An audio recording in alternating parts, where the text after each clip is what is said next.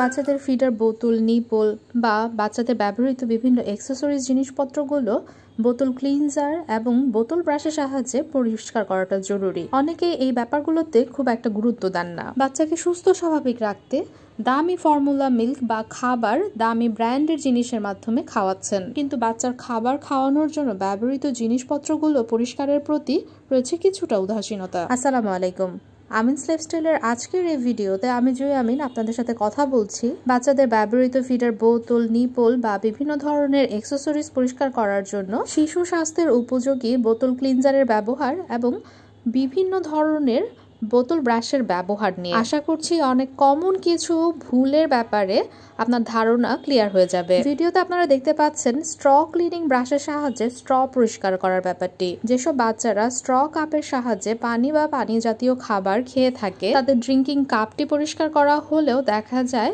স্ট্রটি নিয়মিত পরিষ্কার করা হয় না, যার ফলে ভেতরের নিয়মিত পানি জাতীয় খাবার ব্যবহারের ফলে এক ধরনের পিচ্ছিল ভাব চলে আসে। এর ফলে পানিবাহিত বিভিন্ন ধরনের জীবাণু দ্বারা আক্রান্ত হতে পারে আপনার ছোট্ট সোনামণি। তাই নিয়মিত ড্রিঙ্কিং কাপের স্ট্র পরিষ্কার করুন। বোতল পরিষ্কার করার জন্য মার্কেটে বিভিন্ন ধরনের ব্রাশ দেখা যায়, দামি বা কম দামি, ব্র্যান্ড বা নন ব্র্যান্ড। যে কোনো বোতল ব্রাশেরই মূল কাজ হচ্ছে বোতলটাকে ভালোভাবে পরিষ্কার করা। কিন্তু বোতল ব্রাশ কিনতে যে সমস্যাটা সবচেয়ে বেশি হয় সেটা হচ্ছে কোন ডিজাইনের বা কোন ধরনের বোতল ব্রাশ কেনা হবে সেটা নিয়ে একটা কনফিউশন তৈরি হওয়া। ভিডিওর এই অংশটি ভালো করে খেয়াল করে দেখুন। আমি এখানে দুই ধরনের বোতল নিয়েছি, একটা 300 ml এর স্লিম নেক বোতল অর্থাৎ রেগুলার বোতল এবং অন্যটি একটু চওড়া গলার ওয়াইড নেক বোতল। এই দুই ধরনের বোতলই আমি এই ব্রাশগুলো দিয়ে পরিষ্কার করে দেখাচ্ছি।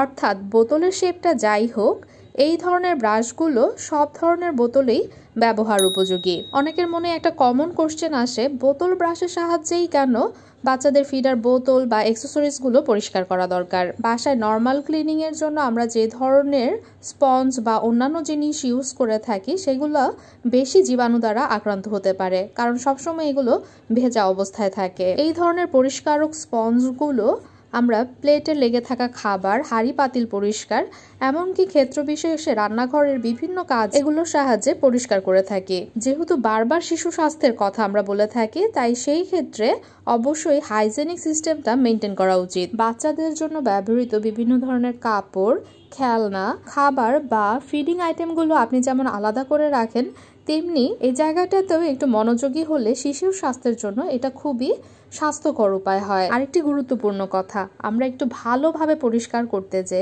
প্লাস্টিকের যে আইটেমগুলো থাকে সেগুলো স্ক্র্যাচ বসিয়ে ফেলি। এ ধরনের স্ক্র্যাচ বসানো ফিডার বোতল এবং নিপল ব্যবহার করতে চাইল্ড স্পেশালিস্টরা না করে থাকেন, কারণ দুধে খুব দ্রুত ব্যাকটেরিয়া জন্মে। আর যেহেতু এইসব বোতলের সাহায্যে মূলত দুধই খাওয়ানো হয়, সেই ক্ষেত্রে এইসব স্ক্র্যাচের অংশে দুধ আটকে থেকে বিভিন্ন ধরনের ক্ষতিকারক জীবাণুর জন্ম হতে পারে।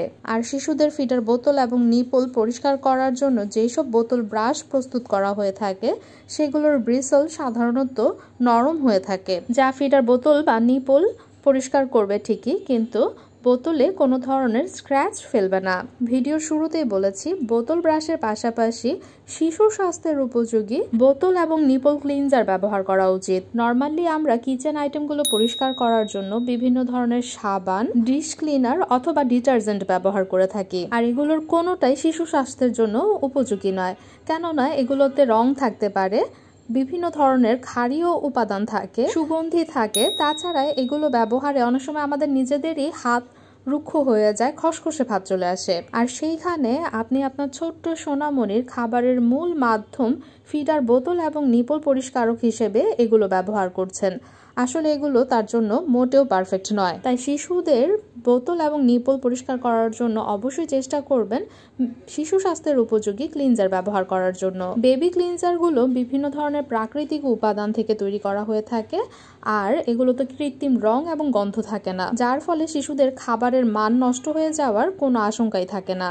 এই ভিডিওতে দেখানো প্রত্যেকটি আইটেম সম্পর্কে আলাদা আলাদা করে বিস্তারিত ভিডিও আমার চ্যানেলে আপ করা আছে। বেবি পণ্য কেনার আগে অবশ্যই যাচাই বাছাই করে ভালো মানের পণ্য ব্যবহার করুন। অনেক অনেক ভালো থাকুন, সুস্থ থাকুন। আল্লাহ হাফেজ।